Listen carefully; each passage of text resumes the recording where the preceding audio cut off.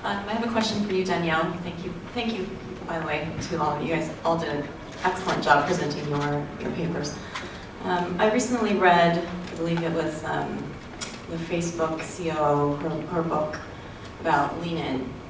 And one of the problems with, well, maybe it's not a problem, but it's one of the challenges that women face is oftentimes when they get to these senior level positions, they're juggling a family or career, and usually they will choose family over career. So how do you propose women in these developed countries where childcare is very expensive and they don't necessarily have those alternative choices? How would you propose women, I guess, juggle that? Sure, that is one of the major problems facing women getting to those positions today, because obviously being a CEO takes up most of your time, not only with your day-to-day job, but the networking, the events you have to go to, how far you travel for work, but those kind of things, we're already starting to see change with flexible working, with more affordable childcare, with the other partner taking on those childcare responsibilities. I think that it's definitely a major problem that there is no one solution for it, but I think that understanding and valuing what women contribute and making those legal changes within companies to make it easier for women to have a family and to be successful career women are probably the way we're hopefully progressing towards. Thank you. If we can, and I know I'm only now asking you this, if when you raise some questions, they're questions that can be asked of all the finalists, that would be helpful, so we can get a spread of answers. Okay, that came after I already got the microphone. It's Kristen Luck with Decipher. I'm actually the founder of Women in Research. And so, Danielle, I really loved your presentation. I promise this will be the last question posed to Danielle, but I just wanted to play off of something you said, which is that I think it's so important, and I'm happy to see so many men in this room, that we involve men as part of that gender equality dialogue, and that the partnership between men and women, particularly as it comes to balancing work and life, is an important conversation. So I wanted to just thank you for such an excellent presentation. I was happy to see some of the data from our study last year, and just really excellent. All three presentations were amazing, so thank you.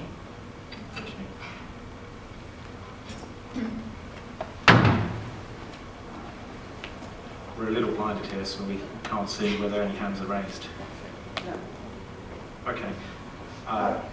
So somebody did also whisper a question to me, so while we take that one, which is, you're all three young researchers, and what advice would you give to people, broadly, to other young researchers? Because we know from the past that when we do this Young Research Award next year, that other young researchers looking at both entering this and those that decide not to enter, they will often reference these kind of sessions, whether watching the video stream or reading your papers. So what kind of advice would you give young researchers? We'll start with Anne-Sophie. I think you really have to be passionate about understanding consumers, and you really need to be driven by that. And I think as someone who is in academia right now, I also think that we would really benefit from interacting more with each other, and we would really learn from talking more to each other. I think when you're entering, I mean, I can tell from my experience, when I was actually working on this paper, I really enjoyed it because it was a topic that was close to me, and it gave me a space to go beyond the regular sort of research that we actually do in office. So, be creative, and this is your space to sort of explore all the different forms of methodologies you can be, because you're not restricted by clients or anything like that. So that's really the key, to just sort of explore and push yourself. And so then I think your learning curve also increases when you're doing something as challenging as this. And one thing I would say is, don't be afraid. It's quite easy as a young researcher to try and do things on your own, but the more you connect with more senior people, I think that opens up more opportunities and you learn a lot more. And CEOs aren't actually that scary to speak to once you get hold of them. So I think that just having that exposure to senior people and having that exposure to their ideas and what they think of your ideas, I think will really increase the confidence of young researchers, and you'll make better young researchers of them, and then hopefully one day they'll be the people helping you run your company, so it's a win-win for everyone. Thank you. Oh, hi. Kristen Hickey from Ruby Chatter, UK. Thank you so much. 3 fantastic presentations, and I think some of the qualities we're looking for, obviously, as market researchers, are certainly here in front of us, so really well done to all of you. Excuse me.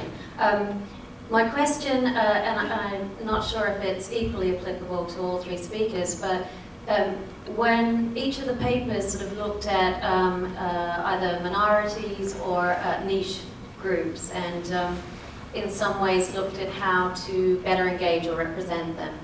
And I think there's 2 forces. One is the carrot or the stick.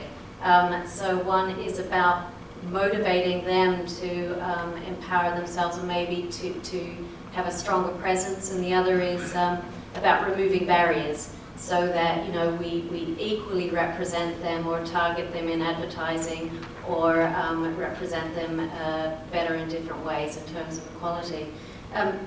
Do you ladies have a view on who is mainly responsible for either, or which of those carrot or stick is going to work better in terms of harnessing the sort of outcomes you see? So a great question. I would also imagine it's a tough question.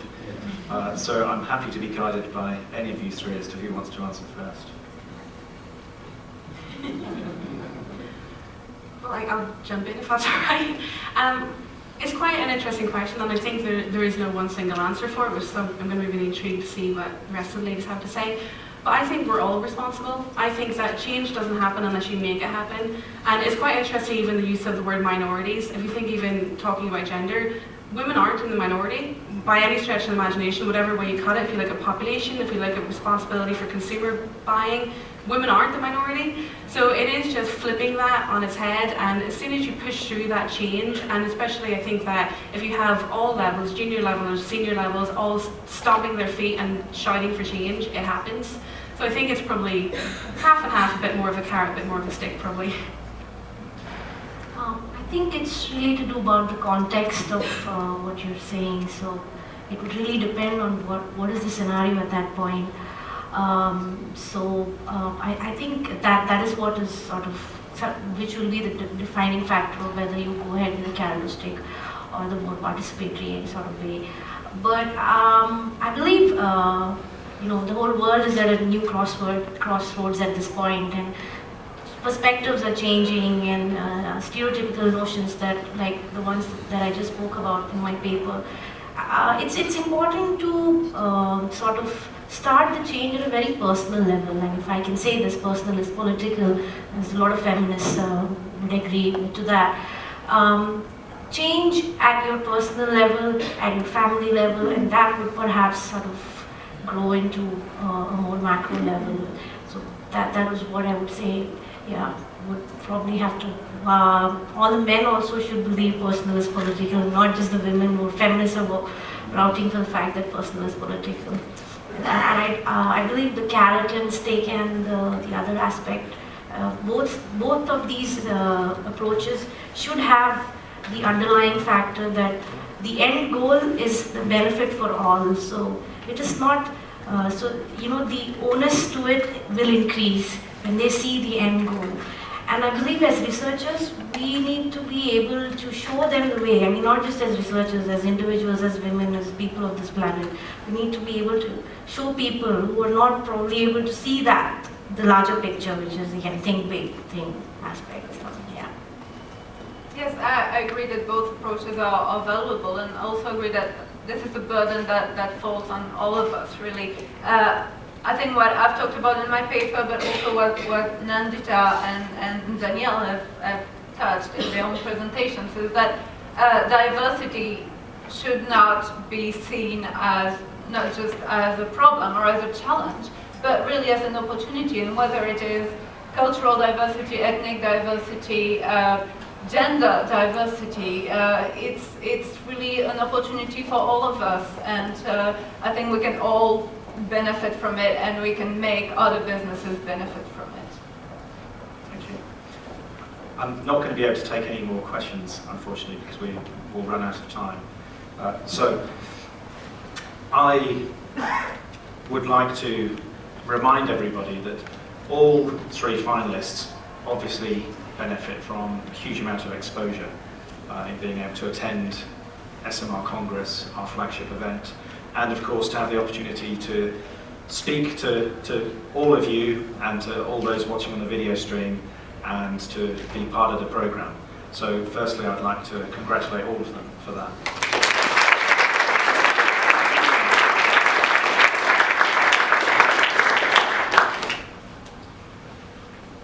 And as you know, when you prepare any kind of presentation or go to any event, it takes an enormous amount of work to put these kind of things together and to choreograph them, you know, with your own sessions.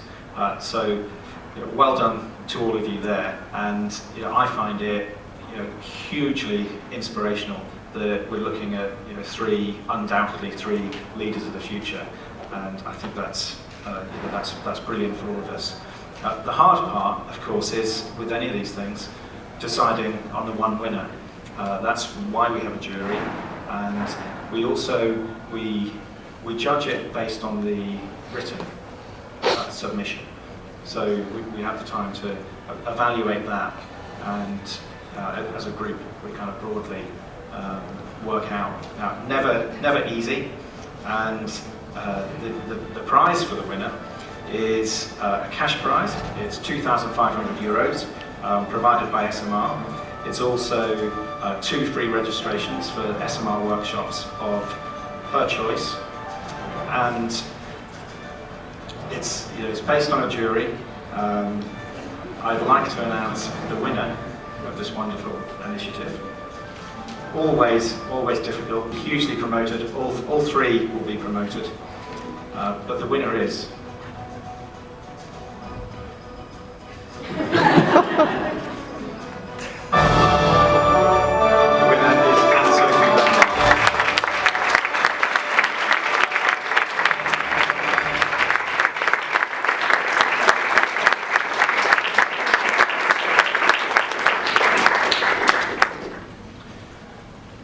In a moment, I'll tell you exactly what the jury said, but congratulations.